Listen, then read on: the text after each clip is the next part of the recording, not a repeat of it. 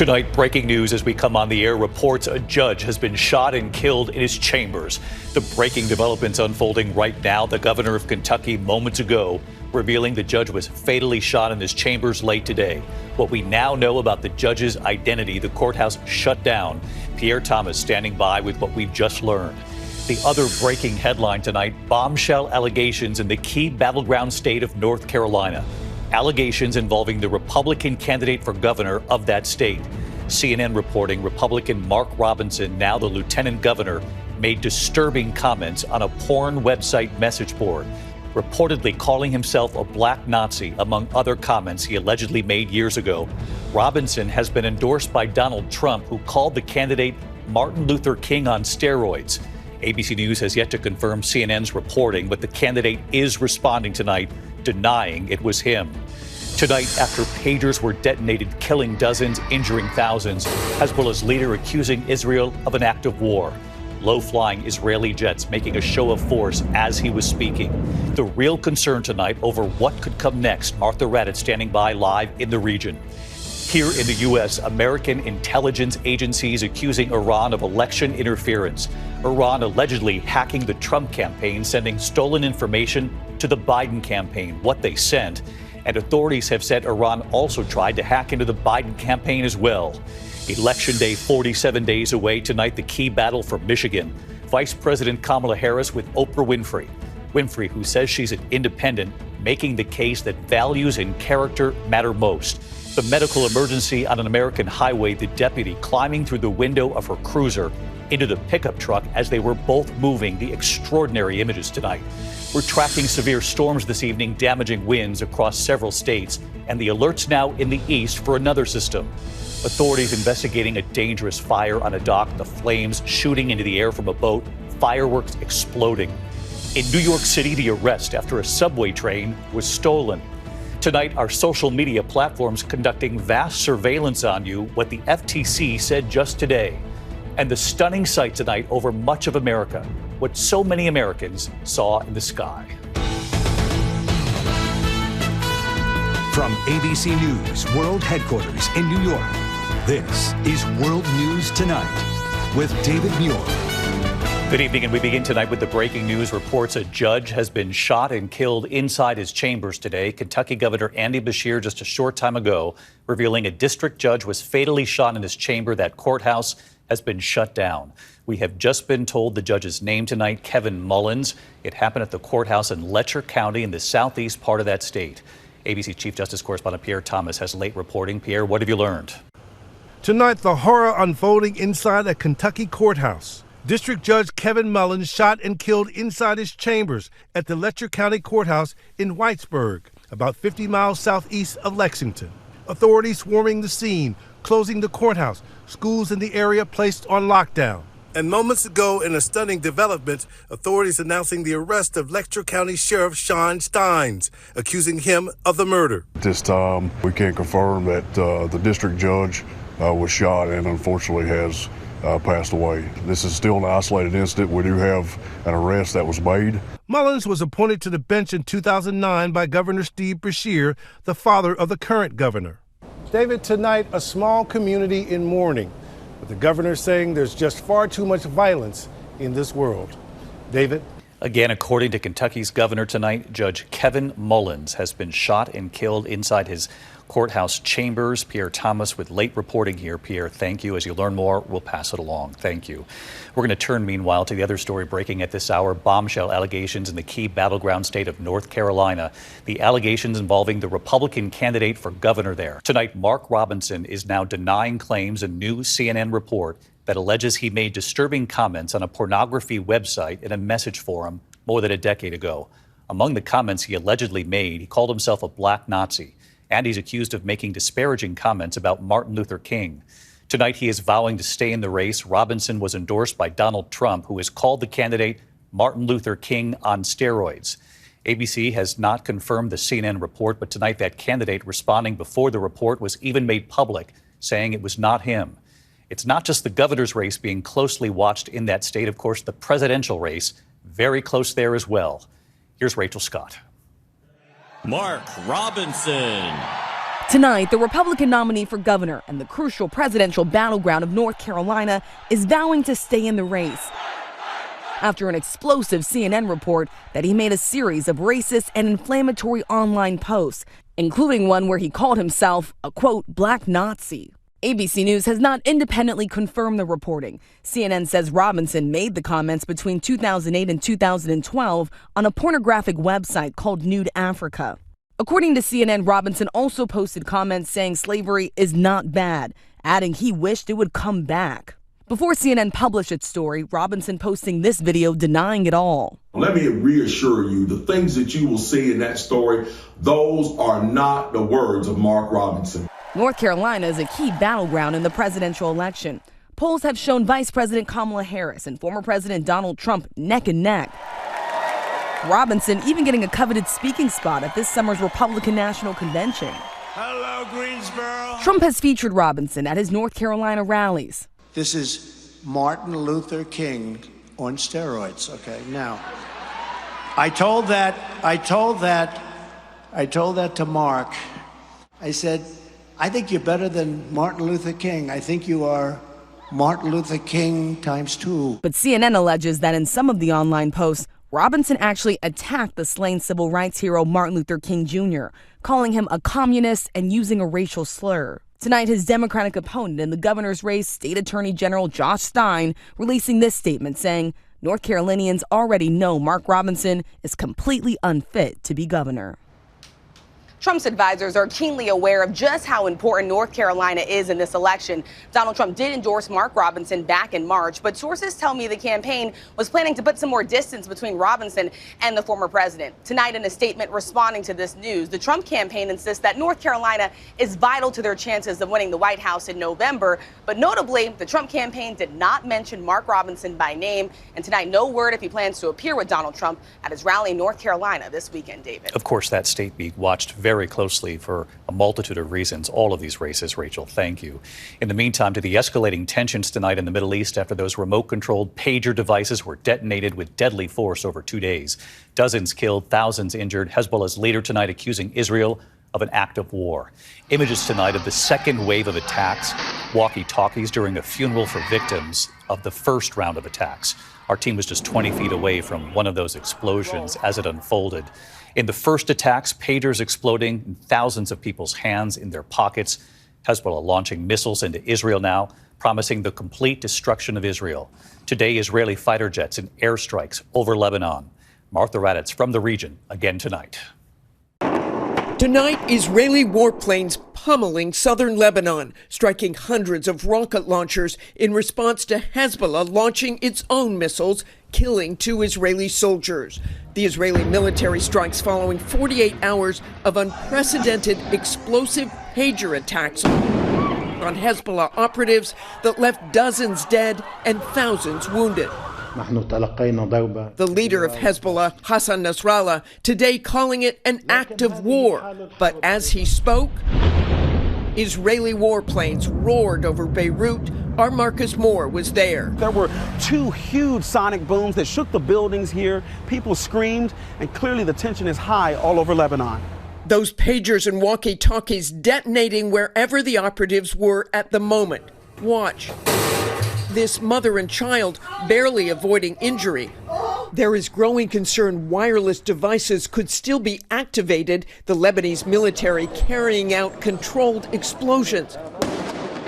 Qatar Airways now banning passengers from Beirut from carrying pagers or walkie-talkies on board flights or in checked luggage. And tonight, we're learning Israel began planning for a supply chain attack like this 15 years ago. An intelligence source confirms to ABC News that Israel created shell companies to manufacture and eventually sell the pagers to Hezbollah. The source confirming that 1 to 2 ounces of explosives were planted in the pagers with a remote trigger switch to set off the blasts. And tonight, the Israeli Defense Force is warning dozens of communities in the north to be cautious and stay near shelters, and telling residents there will be extensive military exercises throughout the weekend. David? Martha Raddatz following this very closely for us from the region again tonight. Martha, thank you. In the meantime, we turn to the race for president tonight. Election day, of course, 47 days away. Tonight, the key battle for Michigan. Vice President Kamala Harris with Oprah Winfrey tonight. Winfrey, who says she's an independent, making the case that values and character matter most, in her words. Former President Donald Trump, meanwhile, trying to win support from Jewish voters after claiming Vice President Harris doesn't like Jewish people. Her own husband is Jewish. Here's Mary Bruce. Tonight, Vice President Kamala Harris touching down in battleground Michigan, hoping to harness the star power of one of her most influential supporters, Oprah Winfrey. We're ready to turn the page. Thank you, Ben. The Queen of Talk hosting a virtual rally with Harris, hoping to reach voters in the critical states that will determine this race. The campaign touting that nearly 200,000 people are registered for the online event.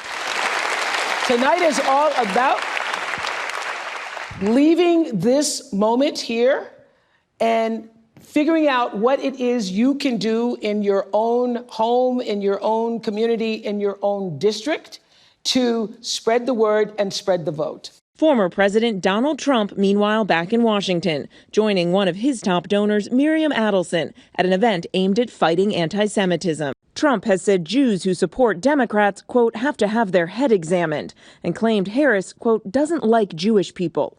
Today, Harris's husband, Second Gentleman Doug Emhoff, himself Jewish, responding in an interview with ABC's Michael Strahan. He said this, quote, she doesn't like Jewish people. And she likes me. You're Jewish American. So what was your reaction when you heard that in real time? So it's typical Donald Trump gaslighting. So he is somebody who has had dinner with known anti-Semites after the horrific events of Charlottesville, where people were actually marching with tiki torches saying Jews shall not replace us. And he said there were fine people on both sides of that. This is a guy who has had a record of saying incredibly vile anti-Semitic things. So for him to say that, I just almost laugh at how the chutzpah, as we would say, and it's gaslighting.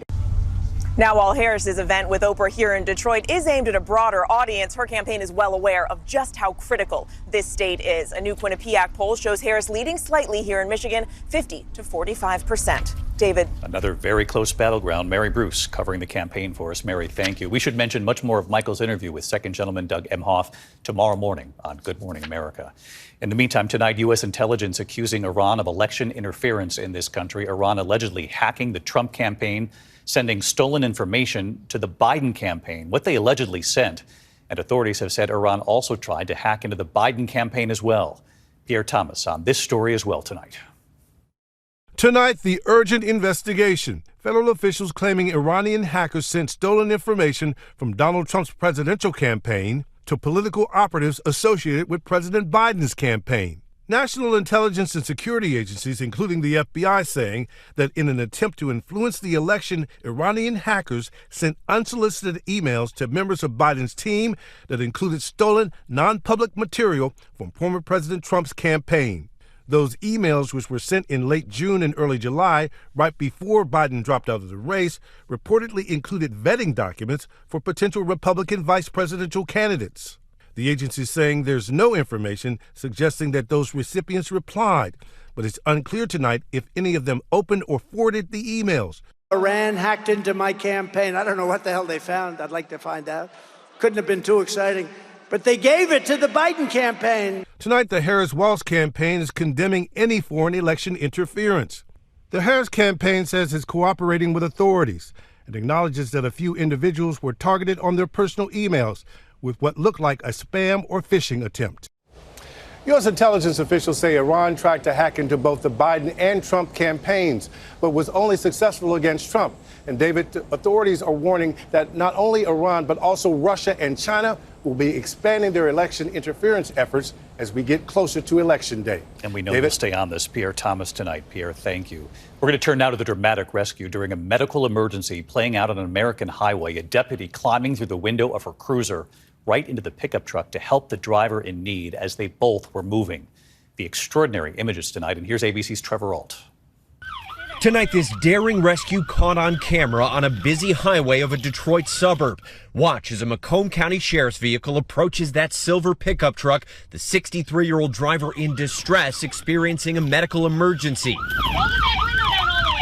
Deputy Nicole Myron climbing out the passenger side window, her body camera rolling. Deputy Myron speaking to ABC affiliate WXYZ. I pretty much hung out the window like as much as I possibly could. The vehicle was pretty close, so it didn't make it too tough. Her partner, Deputy Anthony Gross, keeping their vehicle steady in traffic. Once she started hanging out the window, I was just trying to keep us in line with them. Deputy Myron then climbing into the pickup and over the driver. Where's your park? You good? You okay? I put it in the park immediately as soon as I got in the vehicle, checked on him. He was just in a daze. He wasn't sure what was really going on. David, that driver was taken to the hospital, and tonight the deputy is being commended by the county sheriff for putting herself in harm's way to help a citizen in need. David? It was really something to watch. Trevor Ault with us tonight. Trevor, thank you. We're going to turn now to the severe storms we're tracking at this hour across several states, damaging winds possible. And in the east, alerts are up along the coast. So let's get right to meteorologist Lee Goldberg of our New York station, WABC, tracking it all again for us. Hi, Lee. Hi, David. Still a summery theme for sure on the weather map. I mean, we hit the mid-80s here in New York City today, but we're also getting summer storms, and that's over the upper Midwest. There's an active tornado warning south of Duluth right now, so if you're in line for that storm, get to shelter. There's been quarter-sized hail over southern Minnesota. That tornado watch, by the way, goes until 11 o'clock. Then there's that low doing laps off the northeast coast. Heavy rain for the Cape and Islands, high surf advisories as well. Some of that rain's backing in toward Boston. It will not reach New York, but coastal flood alerts are up. Coastal flood advisories go into the weekend, minor to even moderate coastal flooding. And then there's the tropics. Most important area to watch over the Caribbean and into the southern Gulf. There may be development into early next week. All residents along the Gulf Coast should be alert. That storm would once again be named Helene. David? We'll be watching that straight into next week with you, Lee. Thank you. We're going to turn to the economy tonight and another record high on the stock market. The Dow soaring to a new record, surpassing 42,000. The index up more than 11% so far this year, closing above 42,000 for the first time 24 hours after the Federal Reserve's half-point rate cut. The S&P hitting a new record as well today. Mortgages falling again as well. The 30-year fixed rate now 6.09%. When we come back on this busy news night in New York City, the arrest after a subway train was stolen. Police right now searching for a second suspect. And look at this. Authorities investigating a dangerous fire on a dock, flames shooting into the air from a boat, fireworks exploding as well. And what authorities are now saying about this in a moment. Tonight, authorities are investigating a dangerous boat fire at the dock in Marina del Rey, California. Flames shooting from the 100-foot boat, fireworks exploding. Fire officials say about 1,000 rounds of ammunition may have also been on board. 2 people escaping unharmed. The boat then eventually sinking. The investigation now underway tonight. In New York City tonight, police are searching for a suspect wanted for allegedly stealing and crashing a subway train in Queens. Authorities say 2 people stole an empty, out-of-service train from the Briarwood station, driving it about 50 feet before it crashed. Police tonight searching for a male suspect seen on surveillance wearing a blue tank top. His alleged accomplice, a 17-year-old girl, is under arrest tonight.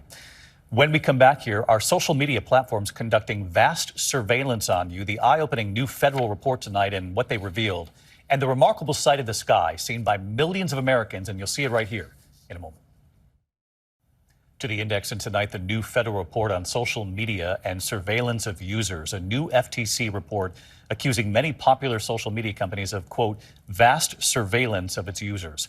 The report naming 9 companies, including Facebook, Amazon, and YouTube, saying they are profiting by giving personal data to advertising targeting specific demographics. The federal report says users may not be aware of just how much data is being collected and shared. Google, which owns YouTube, says it has a strict privacy policy.